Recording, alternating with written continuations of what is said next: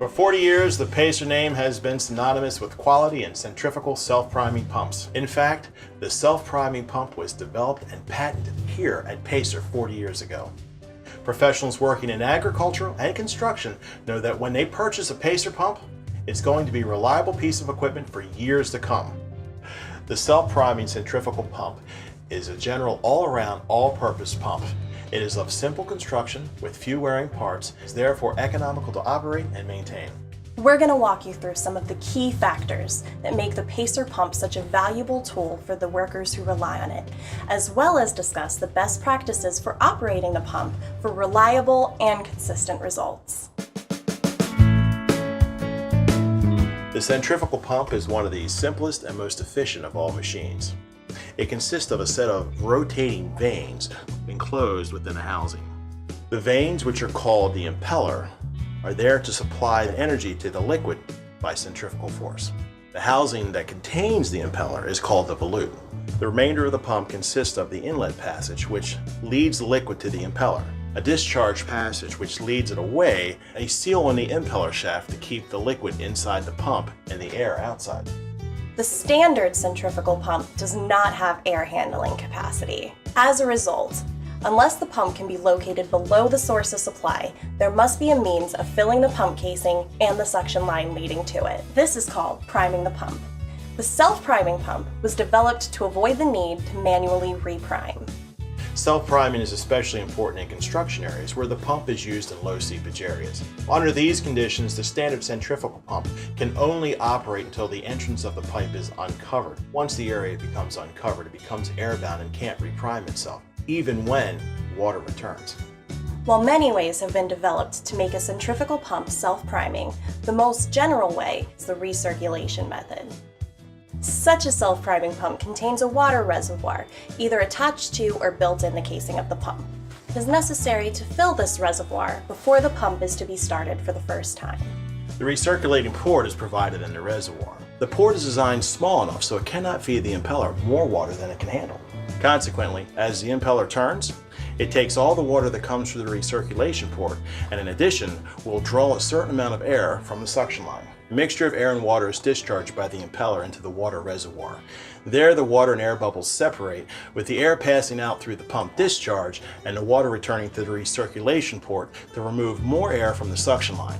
This continues until all the air is removed from the suction line, and the vacuum produced pulls more water from the suction supply line into the impeller. When you first use your pump, you'll want to inspect the unit to see that no parts were broken in shipment or are missing.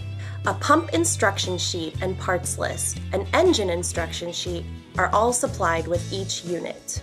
Fill the crankcase with high-grade oil as specified on the engine nameplate or the instruction book, and fill the fuel tank with fresh gasoline. Provide the necessary space around the pump for inspection, servicing of the unit, and adequate ventilation. Set pump on firm footing and make sure the pump will not move due to vibration. Place the pump on boards or a hard surface or on Pacer's optional roll cage and not in the soft mud. Pumps improperly placed have been known to fall into the excavation when the suction line was full of water. When first installed, it is necessary to fill the pumps with liquid in order to provide the initial prime. It is not necessary to fill the suction line. To give the pump its initial prime, first remove the priming fitting in top of the pump casing. Fill the pump casing with liquid, replace the plug, and then start the pump. The shorter the suction lift, the faster the pump will prime. Never restrict the inlet or outlet on initial startup. After the first priming, the pumps will retain sufficient liquid for proper operation. Make sure that the hose used on the suction does not have a collapsed liner or any breaks, cuts, or pinholes in it. An air leak will prevent priming and will reduce the capacity of the pump. A size larger than the pump's connections will increase the capacity of the pump under low heads, but will decrease the speed of priming. When using rigid piping, proper independent support should be provided for the piping. It should not be supported or carried by the pump. It is advisable to install a short length of hose between the pump and pipe on both suction and discharge. All piping, and especially that on the suction side, should be made as short as possible with the fewest elbows in order to avoid unnecessary friction loss. The hose on the discharge side may be of the collapsible type or the rigid type. Again, make sure that hose and fittings are in good condition. It is not advisable to use pipe sizes smaller than those for which the pump is fitted. On the other hand, in order to maintain a high capacity, larger sizes may be advisable in some cases. A proper strainer must always be installed on the suction line. Otherwise, the pump may be damaged and become clogged and its capacity reduced, if not stopped. The strainer should have a net area of at least 4 times that of the suction pipe and should be inspected, and if necessary, cleaned at more or less frequent intervals. Self-priming centrifugal pumps may be located as high as 25 feet to the suction inlet of the pump above the source of liquid. It is, however, good practice to keep the suction lift to a minimum. 15 feet is ideal. It is best if the suction pipe has a gradual rise towards the pump. While this is essential with a regular centrifugal pump, it is also best practice with a self-priming pump.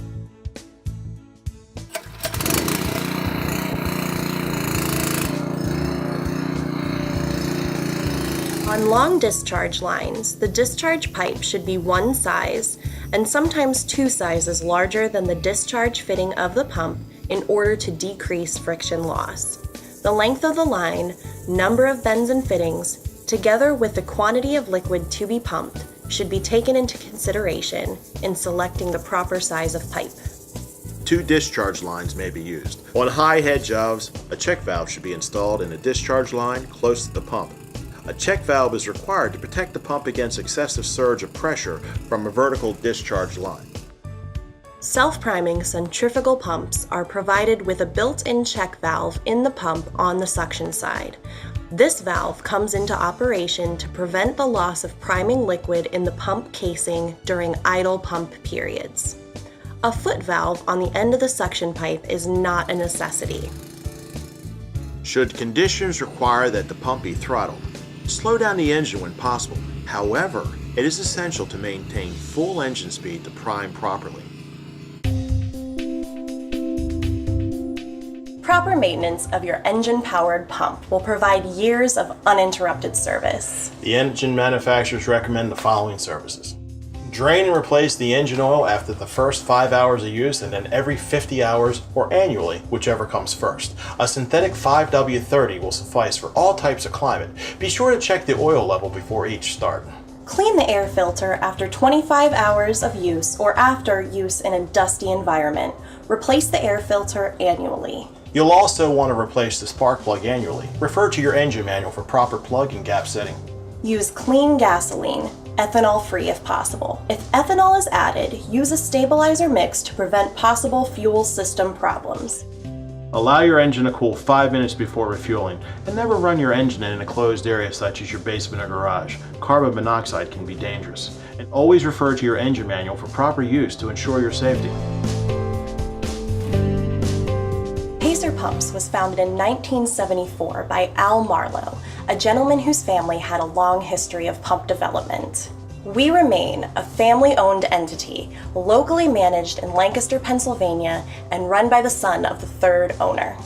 Our core business is assembly of the corrosion-resistant pumps assembled with components manufactured by Polymar, our ISO sister company. Pacer Series S Econo Ag pumps are molded from DuPont Rhinite glass reinforced polyester, which exhibits far superior tensile strength. This is a critical requirement in pump construction. We assemble our products with globally recognized manufacturers of engines, motors, and other drives so end users can rely on widespread warranty service where required. All gasoline engines are EPA CARB certified. Every pump sold through your locations is fitted with warning labels, safety instructions, and installation operations manuals. These are required so that your customer's utmost safety and satisfaction is guaranteed. The manuals emphasize understanding the usage so the pump sold is suitable. This includes knowledge of the solution being pumped, environment being applied, conditions of operation, and desired results. Technical assistance is available via our toll-free phone number to assure liquids can be pumped in a safe manner, and the installation will provide long-term reliability. We supply Teflon tape with each unit so all the ports are watertight on the discharge outlet and vacuum tight on the suction inlet. This assures speedy priming and trouble-free continuous operation. It is recommended to apply 7 to 10 wraps on each fitting prior to installation. We assist store personnel in short-term response to special requisitions, end-user communication on problem applications, and referrals for parts, accessories, and new pump purchases. Our company focuses long-term relationships through personalized attention. Pacer Pumps is proud of our 40 years of service into the ag market and anticipate the next 40 years to continually evolve.